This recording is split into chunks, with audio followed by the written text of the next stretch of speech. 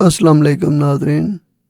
آج کل ہر طرف سخت سردی پڑ رہی ہے۔ اسلام آباد سخت سرد ہواؤں کے نشانے پہ ہے۔ پہاڑوں پہ برف باری ہو رہی ہے۔ ملک بھر سے سیاح برفیلے موسم کو انجوائے کرنے پہاڑوں کا رخ کر رہے ہیں۔ نوجوان ہی وہ عمر ہوتی ہے جب لا علمی کی دولت سے انسان مالا مال ہوتا ہے، جبکہ بوڑھے لوگ اپنی کم ہمتی اور دور اندیشی کی وجہ سے لحاف اوڑھے ملکی سیاست کو گرم کرتے رہتے ہیں۔ ایٹمی ملک حاصل دولت کی فراوانی کی وجہ سے مزید دولت کے حصول کے لیے پوری دنیا پہ نظریں جمائے ہوئے ہیں اور آپس میں مفادات کے لیے برسرے پیکار ہیں۔ 1-2 ارب ڈالر وہ اپنے اہداف پہ خرچ بھی کر دیں تو انہیں کوئی فرق نہیں پڑتا، اور ہمارا ملک ان کی کامیابیوں کو اپنی کامیابی سمجھنے میں مصروف ہے، اور ہم اس لیڈر کی تلاش میں ہیں جو دنیا بھر میں اتنا پاپولر ہو کہ وہ دنیا سے امداد مانگے تو ہر طرف سے ڈالروں کی برسات شروع ہو جائے جو کبھی بھی نہ رکے، اور ہم سخت سردی میں لحاف اوڑھے ہی خوشحال ہو جائیں اور کامیابی کا کریڈٹ لینے کے لیے سب درجہ بدرجہ میڈیا پہ حملہ آور ہو جائیں۔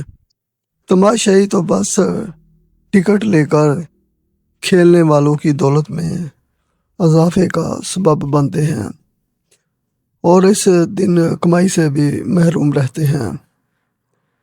80 کی دہائی میں مڈل کلاس کا ماہانہ خرچ 500 کے قریب، 87 کی دہائی میں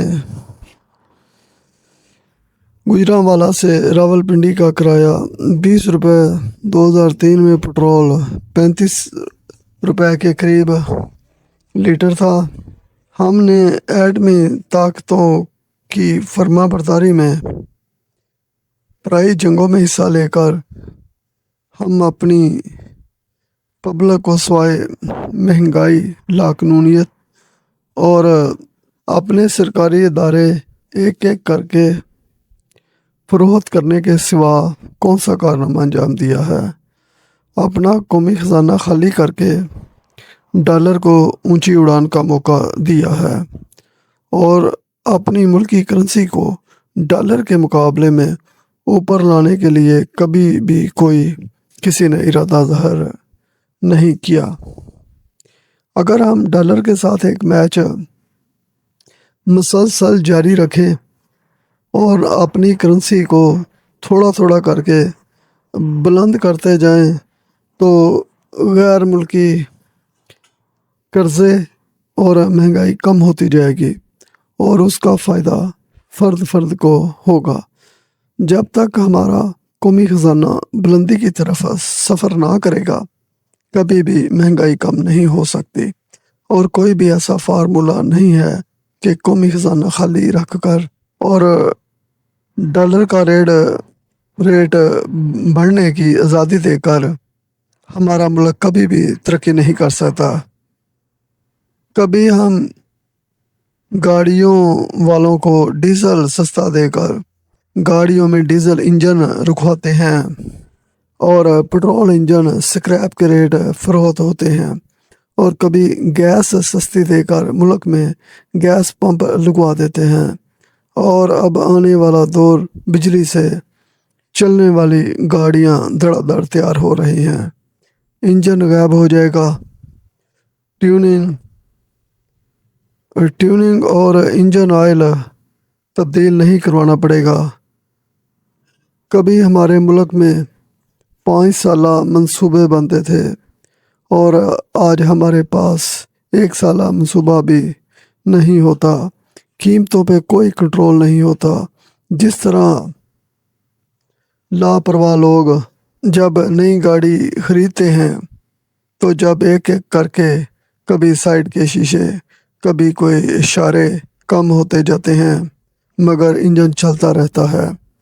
ہم اپنے ملک کے ساتھ بھی اسی طرح کا سلوک کر رہے ہیں۔ حکومت اپنے اخراجات خود اٹھائے، انکم بڑھانے کے ذرائع تلاش کرے اور اپنے لیے روزگار پیدا کرے۔ جب ہم اپنی کرنسی کو اوپر لانے کی کوشش کریں گے تو پھر پتہ چلے گا بلندی کا سفر کتنا مشکل ہوتا ہے۔ سامنے ٹیبل پہ پڑی بریانی کی پلیٹ میں سے دھواں لمحہ لمحہ کم سے کم ہو رہا تھا اور بریانی برفیلی بنتی جا رہی تھی اور آگے اس کے زہریلا بننے کا چانس تھا۔ فضا کا بھی ایک پیمانہ تھا، نظر کہاں آنا تھا۔ پولوشن کی بھی ایک حدود تھی، اسے باہر کہاں جانا تھا۔